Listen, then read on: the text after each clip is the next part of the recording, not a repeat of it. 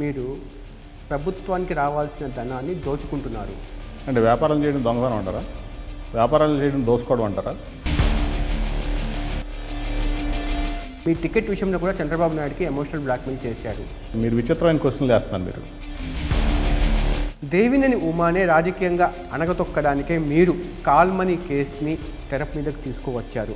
ఇవాళ day to time మీరు record చేసుకోండి. మిగతా కులపోళ్ళని తొక్కేసి మీరు పైకి వస్తారు. మీ కులపోళ్ళతో కూడా ఘర్షణలు గొడవలు నడుస్తూ ఉంటాయి. ఎలా అర్థం చేసుకోవాలంటారు? తప్పకుండా మీరంతా కరెక్టు. మీరంటే పవన్ కళ్యాణ్కి ప్రేమ అంటారా లేకపోతే ద్వేషం అంటారా? విజయవాడ ఎంపీ కేశినేని నానితో ముఖాముఖి ఈ ఆదివారం రాత్రి 7:28 నిమిషాలకు.